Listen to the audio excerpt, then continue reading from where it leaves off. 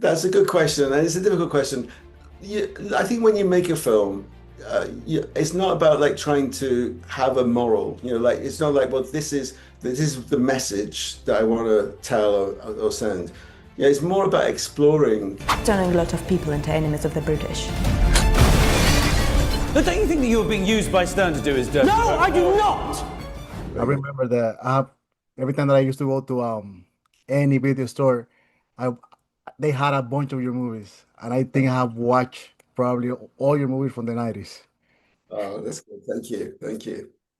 This movie is really interesting because the political times that we're living, and I wonder how because I can't remember watching a movie with that background, the 1930s with Tel Aviv. Like I think people, directors, avoid to tell stories around that time. It was a risky for you, or it was something that you wanted to tell the story around that time. It was it's an idea that we've been thinking about for a long time. So like a long time. I think, but maybe from like 2010. And I think at the time I started like reading, people's memoirs from that time, people living in Tel Aviv, the society and so on. I think, the starting point was like, this is a bit of British colonial history that I didn't know much about. A kind of bit of British colonial history that's interesting. It was a kind of the world of Palestine at the time was interesting. And I guess I think at the beginning, it felt like it had a lot of echoes to the British and American kind of occupations of Afghanistan and Iraq, which was still like in fresh recent memory. And I'd done a few films that were like engaged with the periphery of that. I did a film about Marianne Pearl, the wife of Daniel Pearl, who was beheaded in Pakistan. I did a film about Afghan refugees coming to Britain. I did a film about three British guys who ended up in Guantanamo. And I think in a way, the starting point was that this was a sort of like a kind of similar story that Britain went in, occupied Palestine, didn't know what to do with it, and messed it up. Yeah, but many, like you mentioned, many of your movies has something political background. Doesn't matter if it's a romantic, if a comedy, it's a road trip. It's always political behind it. Why is so important for you to tell these stories around a political crucial that they changed the course of a country? No, I think from my point of view, as you said, do kind of like do various things like comedies and so on. I think for me, it's just like, is the story interesting? In the case of this one, the world seemed interesting. I read a book by an Israeli historian, Tom Segev. The world of Palestine seemed interesting. And then reading more about Tel Aviv, Tel Aviv was a brand new city being built by Europeans. When Britain invaded Palestine and took over Palestine, there was about maybe 80,000 Jewish people there. By the time we got to 1938, 39, when our story starts, there's about 500,000 Jewish people there. So there's been this radical transformation, hundreds of thousands of people arriving from Northern Europe to the shores of the Mediterranean, building this brand new city. Very egalitarian ideas. Women had a huge amount of freedom. Women were involved in fighting and in all aspects of life. So quite left-wing ideas. So very attractive in many ways, although obviously with other big problems and big issues. It just seemed like that was an interesting world.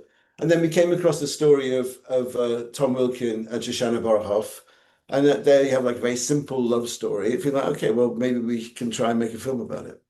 But also in your movies, including this one, you love to have that borderline between documentary and fiction. And how do you create that balance in this film particularly? Because there's not too many footage from that time in terms of documentary, but you love to put it in your movies. And how do you find that accuracy between what real happened, tell a love story, and then have your documentary style also included in fiction?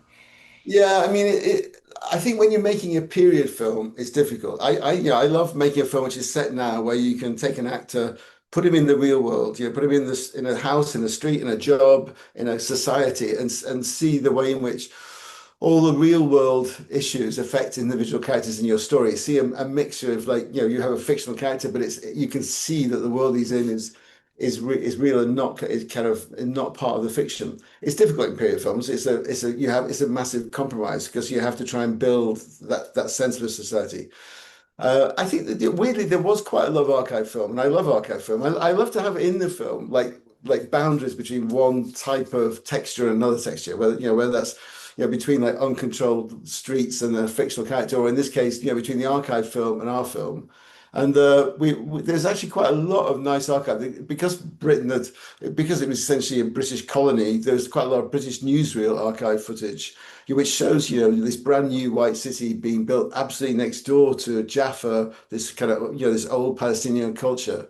So you have this incredible kind of visual contrast in the archive footage, and actually pretty good quality. So in the case of the film, it's like, look, we had to give some context as well, because one of the motives for making it is that people in Britain don't really know much about this bit of our history. We know quite a lot about, I think most people in Britain know something about like our empire and our colonial past and our adventures in India or whatever, but Palestine really not very well known.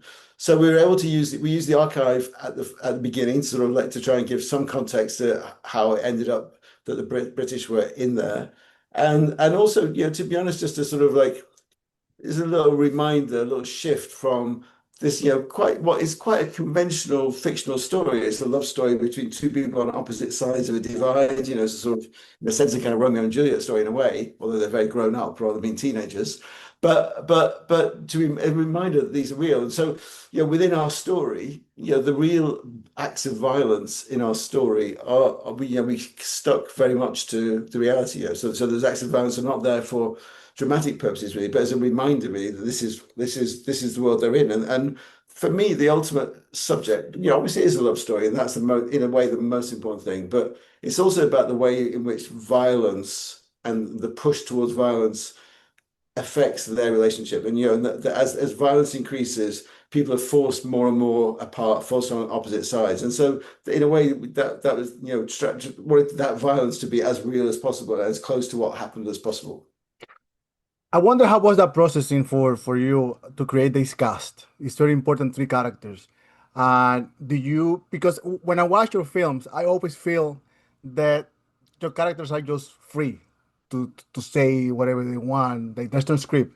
Of course, there's a script, but you just feel naturally.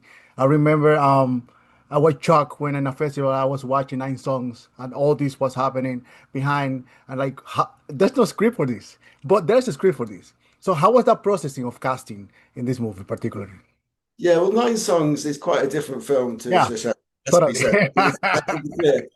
I mean, I think it is a different process when you are doing a period film, because that sort of ability to build organically from the actors you choose. I love to like take an actor and allow them to in a way dictate how the character is, how the character behaves.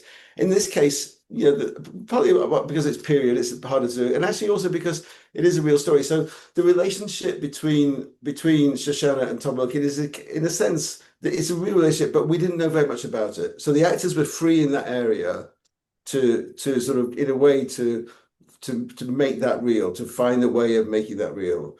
And for me, the most important thing was that, and which is true to the real story, is that Shoshana had to be the dominant force. That Wilkin, the question is, if they're going to be together, there's never a question that Shoshana might go with Wilkin back to England or whatever. It's always going to be a question: is Wilkin going to stay with her in Tel Aviv? And in a way, he's attracted to her because she embodies a lot of the things about Tel Aviv. There's a lot of political. Everyone's very political. Everyone's got an idea that they're working towards. Everyone's everyone's hanging around in cafes discussing politics and discussing music and so on. So that world, she's part of that world. That he's also attracted to that world as well as to her. And it had to be, I wanted it to be that she was very strong and that he liked that about her. So there was for those two, it's a question obviously just finding two actors, casting two actors that you feel can do that. And it's like with all casting, it's pot luck. I think we're incredibly lucky. Douglas Booth is a great British actor whose work I knew. Irina, I'd only seen one of her films before, and we met on Zoom. We were casting during COVID, so we couldn't really meet in person. So all the casting was on Zoom, and but Irina was fantastic, and she just had she was really, I mean, she was lovely to work with, incredibly disciplined and sort of energetic and determined to make it work. But also, I think she's a great actor, to be honest, and she just brought a lot of herself, I think, to Shoshana.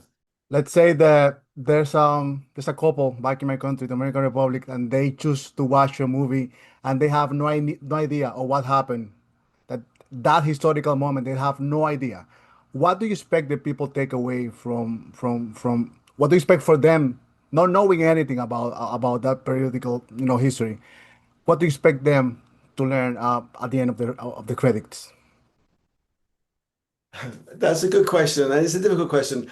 I think when you make a film, it's not about like trying to have a moral. Like it's not like, well, this is the message that I want to tell or send. It's more about exploring a kind of situation, exploring a relationship in this case between Tom and Shoshana, or exploring a political situation or a social situation. So I hope that people like perhaps are interested in that world because they don't know anything about Palestine in the 30s. They don't know anything about Tel Aviv. They don't know anything about the British role in creating the situation that we still have today. And obviously, in the light of everything that's happening today, it's like you can still see a lot of these issues are looking around today. But I mean, I think, I think everyone should be able to take from a film, any story, like any news item, you should be able to take, in a sense, different things from it. But I suppose for me, the core of it would be that it's looking at, like, it's about how violence can really drive a wedge between people, and that when you have once you have that division, like you have to be on one side or the other, that becomes incredibly hard to row back from. And then in the 30s, most Jewish people in Palestine thought they could achieve a state of Israel through political means. And they all wanted to achieve a state of Israel, but they thought through politics they could bring it about. And people like Shoshana, like her father, believed that Jews and Arabs could live together peacefully and work together collaboratively.